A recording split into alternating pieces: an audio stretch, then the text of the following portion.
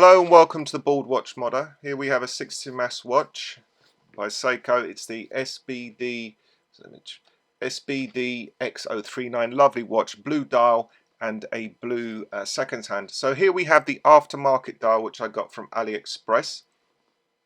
It's a really good dial, great lume.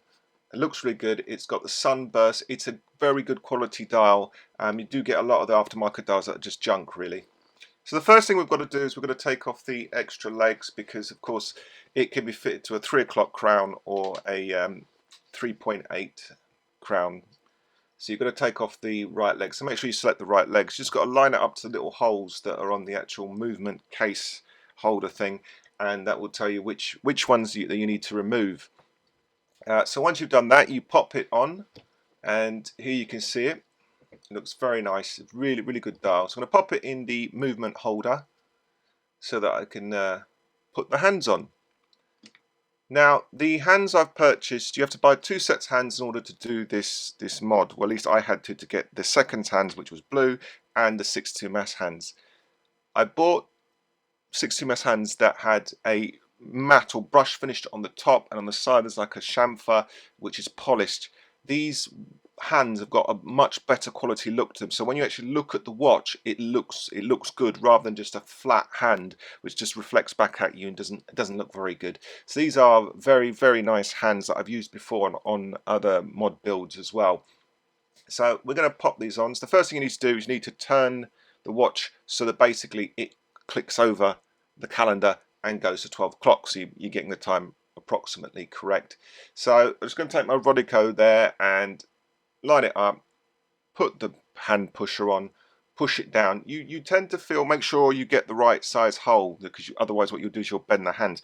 What you tend to feel is as you push down, it will just sort of like a little push and boom, it's in place. You don't go crazy trying to crush it in or anything like that. But the main thing I find is to make sure that you get the correct pusher hole, otherwise you can mess up the hands. You could possibly also mess up the movement. So here we've got the hour hand on, and it's rotating nicely, just making sure that it's not fouling the dial, it's not bent, it's going round okay. The next thing to do, of course, is to put on the minute hand. Now I always find the minute hand slightly more tricky for some reason. Maybe it's because the hole is slightly smaller. I find it is very important on this hand to get the correct pusher. Make sure that you match up the pusher recess that's in it, the hole that's in it, to make sure it matches up to the the minute hand's hole. Otherwise what it's going to do, it is going to bend that hand. So we get that on, push that down in place. Once again, there is a significant, you feel it go down, and you know it's in place. Just check it's there, don't go crazy pushing on it. Just going to rotate it around now to make sure that it matches up with time.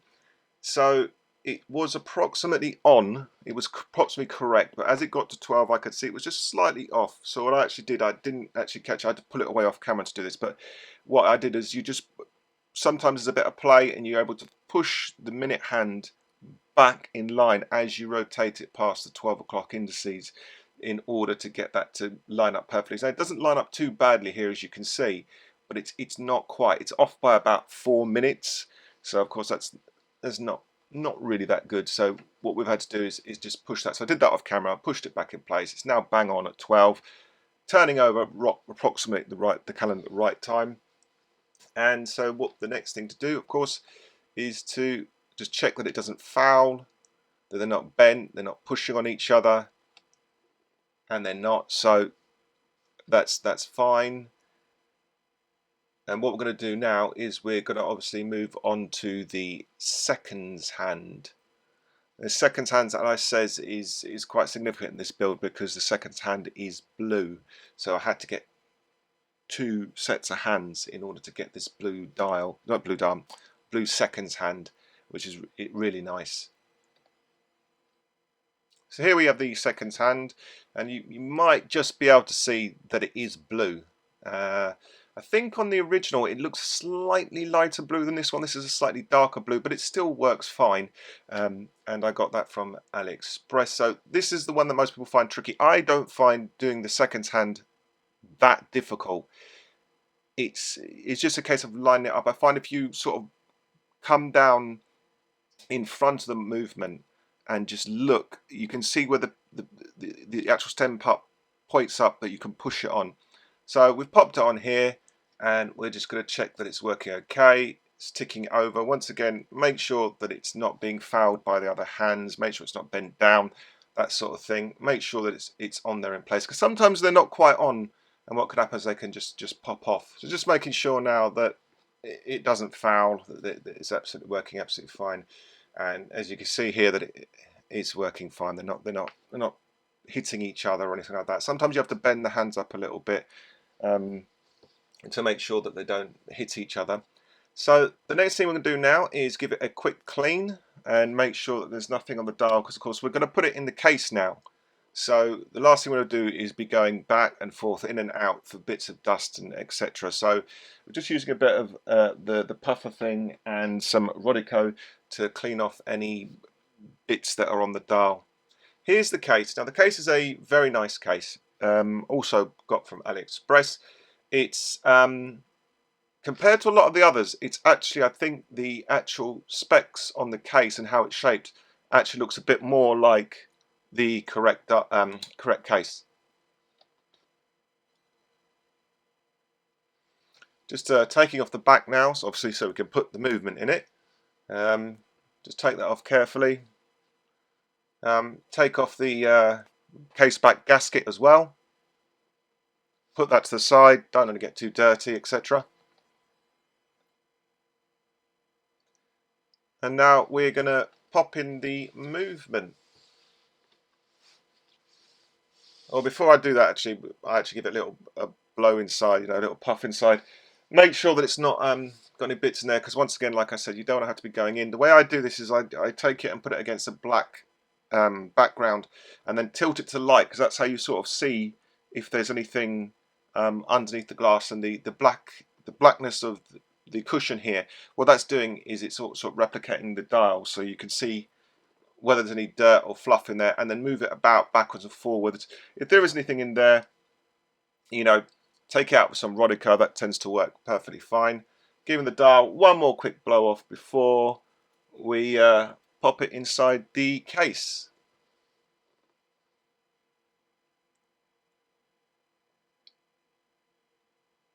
Just noticed a little bit of dirt there, so I'm just using the Rodico to take that off.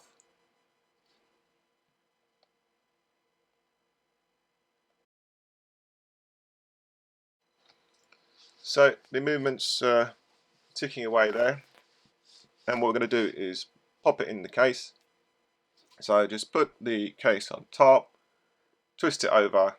Once it's in, you want to align it, make sure that it's seated properly. So I just push down on the plastic case holder in order to do this. I don't tend to push down. I wouldn't go pushing down everywhere on the movement, because you're probably going to break something. And then also make sure that it's aligned as best you can to where the stem goes in, so that you don't want to be putting in your stem all bent up and trying to move it around. So try and line it up as best you can before you put in your stem.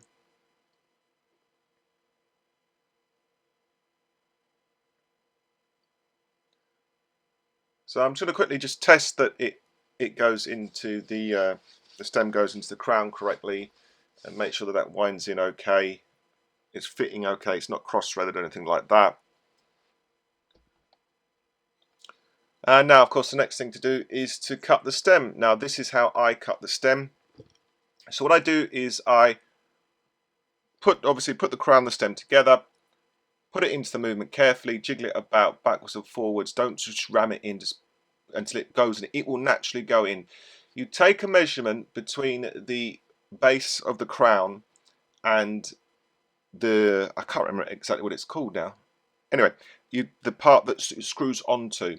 You take that measurement, okay, and then what I do is I take the total measurement of the stem and I subtract that difference.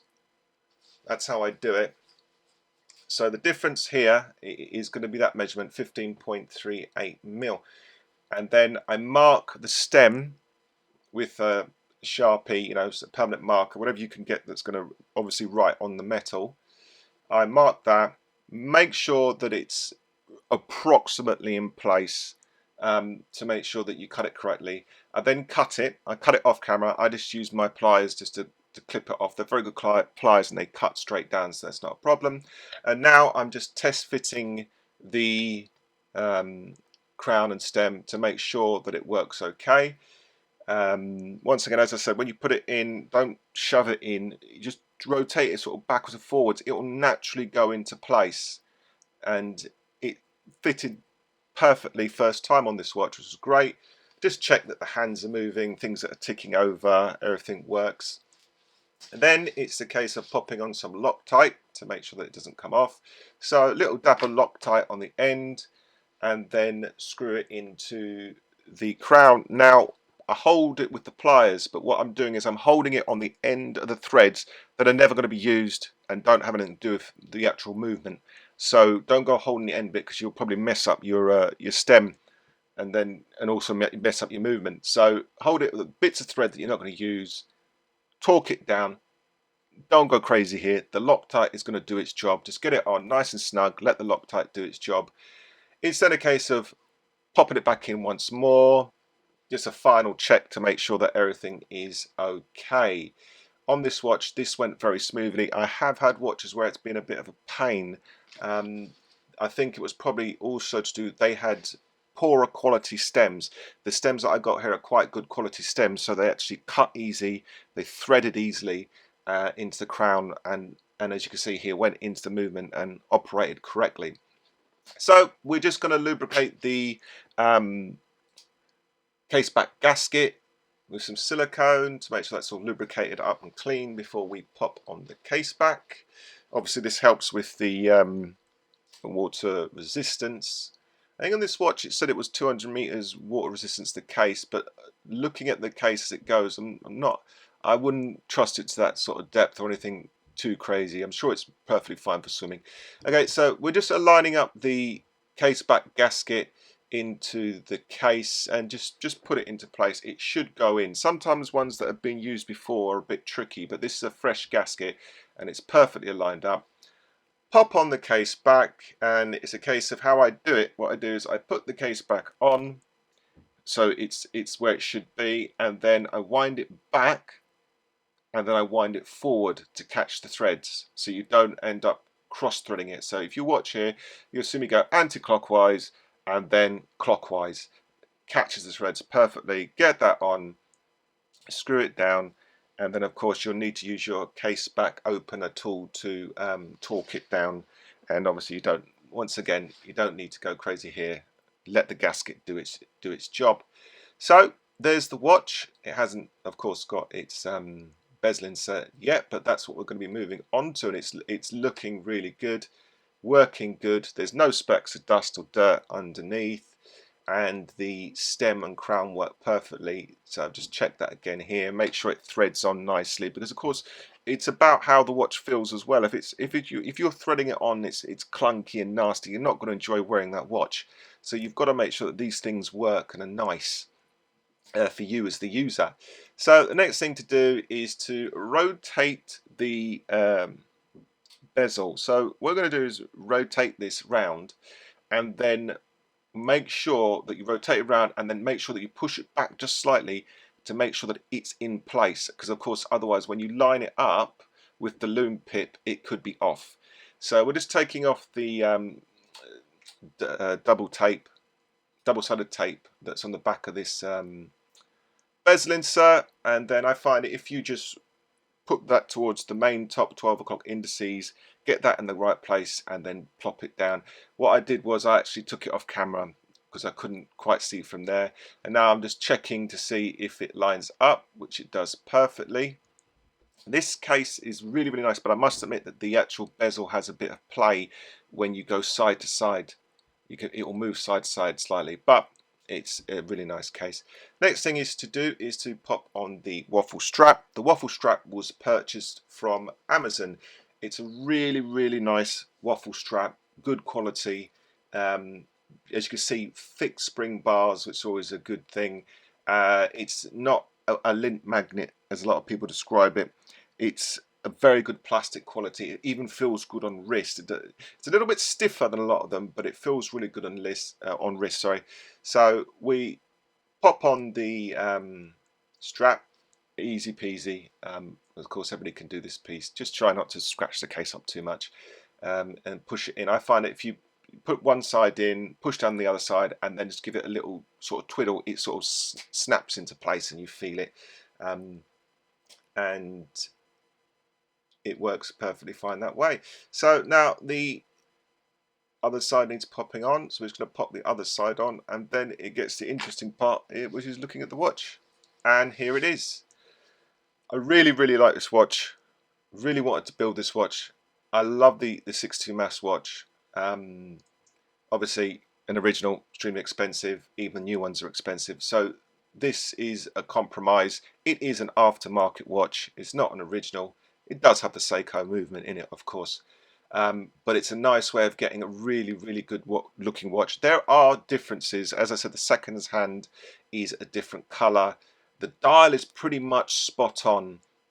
The dimensions on the case are very good, brushed on the side, unlike a lot of the 6.2 mashes which are polished on the side. This one's brushed on the side. The only main thing that's the main difference is that the markers on the bezel insert are not as good as the Seiko, obviously. But this is the watch we've got, and this is the watch that was modded. I hope you've enjoyed watching, and tune in again and we'll have more mod videos hopefully. Thanks a lot for watching. Take care and bye.